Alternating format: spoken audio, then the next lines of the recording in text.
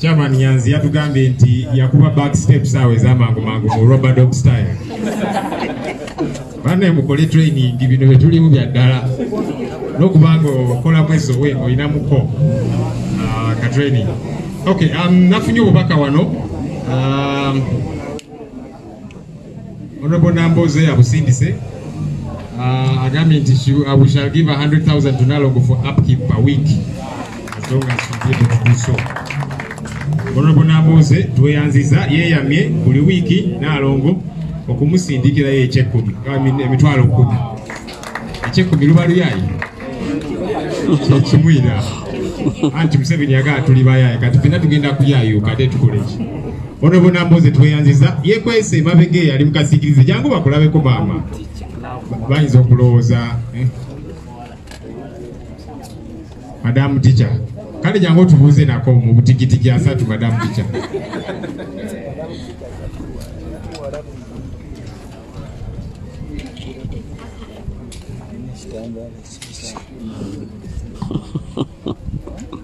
So neyanzege abooluganda Mukama mulungi ekiseera kyonna bw'omukubira mu ngalo n'ozikubira wansi oba okubyeza jjajjaawo. A people power, our power.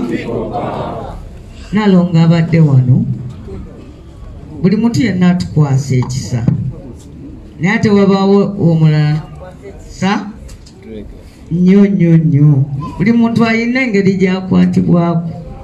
Kakati nze maama wange yawummula baali bamuyita Justina Nakato mawe mukulu.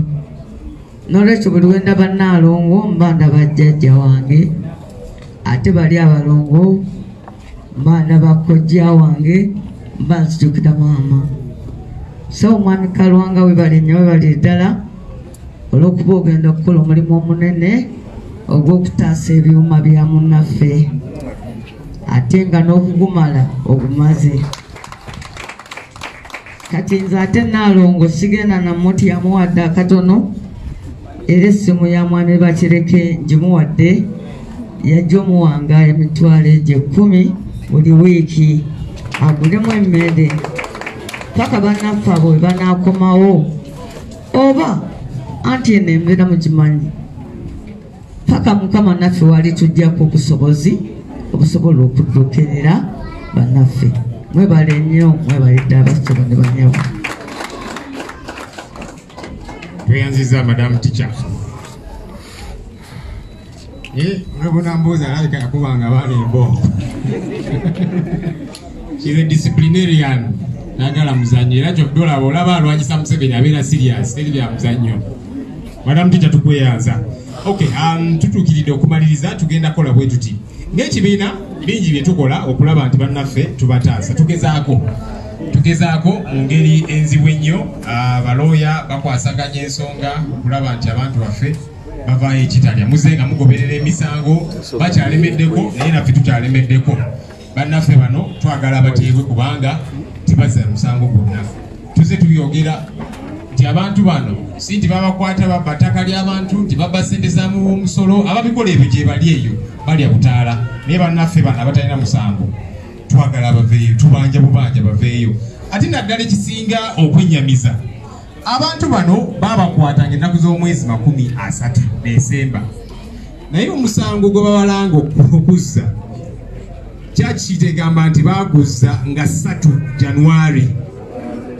Kati bintu bino bitegeerekeka bitya kubanga olwedde bali mukomera naye ate bagamba musango guno baguzza nga 3 bakwatibwa nga 13 December. Either eyakola charge sheet yaliko ekikyamu oba waliwo ekintu ekitategeerekekaawo naye byonna biraga nti abantu bano babalanga bwemage naye tukyalemeddeko okukola ekisoboka okulaba nti abantu bano bavaayo. Ngenda kuyita Secretary General waffe atuwe a quick update what we are up to kubanga tetwagala mulowooze nti abantu bano twabeerabira nedda. We are still doing everything possible to secure their freedom. So let me ask Lewis to briefly tell us the efforts so far so that you know that we are doing everything possible to see that this is olutalo ngaluwedde tuliyambale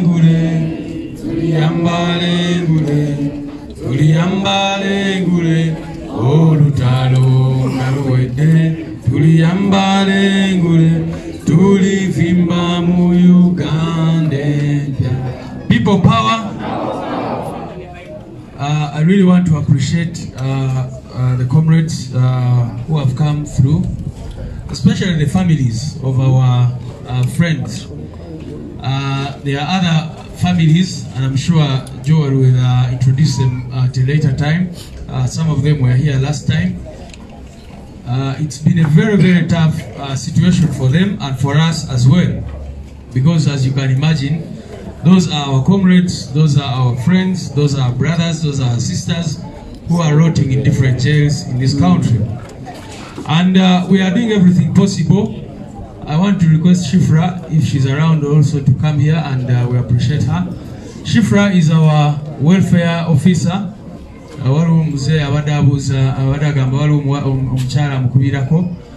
Shifra, a welfare person who have Tengeki bina twatekawo office ya welfare okulaba nti abantu baffe tubayambako era tugoberera ensonga zaabwe.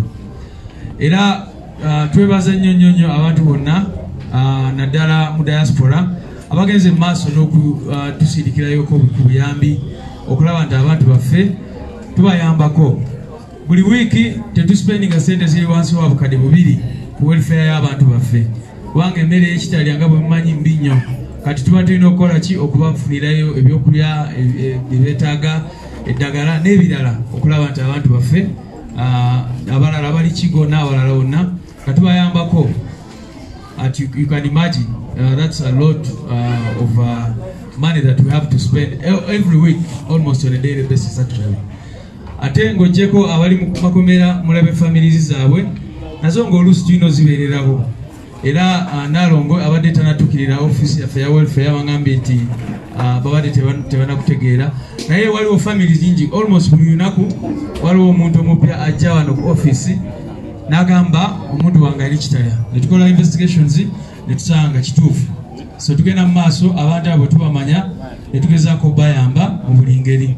Naye ate ebyetaago byabwe biba bingi nnyo.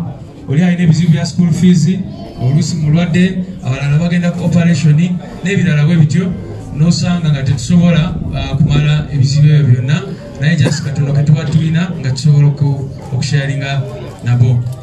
Ng'ogyeko ebya welfare, legal department yaffe ebadde egezaako nnyo okuyambako ku bantu baffe bano. Naye tusanze obuzibu nti bano abantu baffe gavumenti ebatreatinga nga terrorists. So nga ne ba terrorists babeera n'eddembe lyabwe mu mateeka, babeera ne certain rights mu mateeka.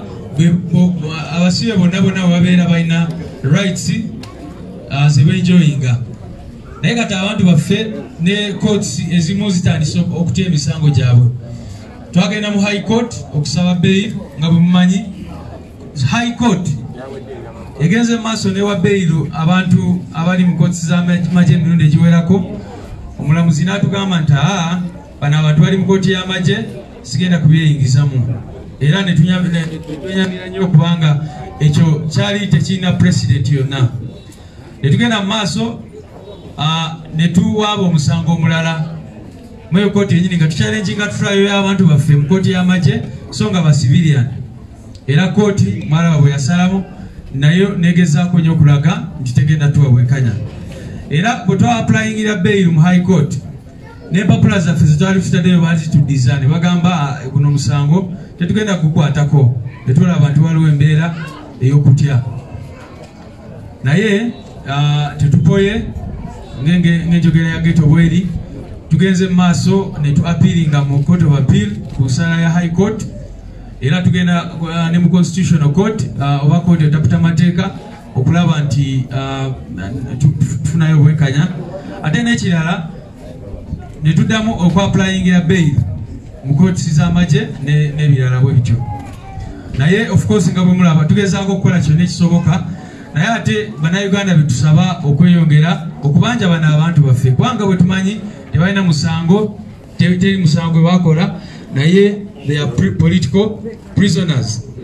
era ne kooti yennyini ekimanyi jjukira babakwata nga Comrade Joel bwagambye babakwata ne batwala eyo ne batwala mu kooti nga tebalina families zaabwe tebalina balooya ne basindika ekitalya bulogenda ekitalya osangayo abantu bangi nnyo abalala betutamanyi n'okumanya olina kugamba nti bansanga ekajjansi bansangawa just abalala ne babasanga eyo okubanga bamuteebereza waliwo bano abalina enviiri zosobola okuyita dreadlocks ng'oli bamusanze mu kibuga wakati alina dreadlocks ne bamutwala mu kooti y'amagye ne bamwambaza akakofiira ka people power ne bagamba nti bamusanze ng'alina ebyambalo by'amagye era abalala nga babaplantingako emundu n'ebirala nga chairman situation gye yali agenda kwesangamu kubanga era singa bamusangayo kirabika plani yali yakumuteekako emundu bagambe nti bazisanzewowe.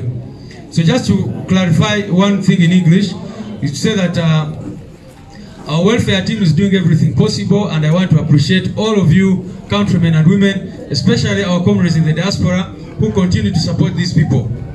We have different hospitals that we work with where our comrades are taken regularly to be given health care. Some of these comrades have been tortured very severely, but we are trying to take care of them to see that they get treatment. But we also appreciate those who contact these comrades directly and give them any kind of support that they've been giving them. So we will continue using all processes. Unfortunately, we've not gotten justice yet through the legal systems, but we are continuing. We've not given up. We are appealing against the order of the High Court. We are filing a constitutional petition. We are also going back to apply for bail in the court martial and looking at the other options within the law, but also, as we have always said, not looking only at domestic legal bodies, but also looking at regional and international bodies to make sure that these violations of human rights come to an end. I thank you.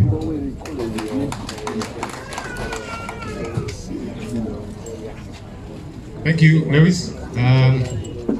So we, like I was saying earlier on, we have been able to put together a couple of things, especially through the generous contribution of our MPs and some other well-wishers out there, but the bulk of it really has been our leaders that have made these contributions. So this campaign, which we announced a few days ago, it was Monday, I believe, when we said we want to be able to do this, and as a party, we tasked our Deputy Secretary General to spearhead it. She's done an incredible job. Let me invite her, Honorable Aisha Kabanda, to give us an update how this has gone, and then we shall begin to wrap up.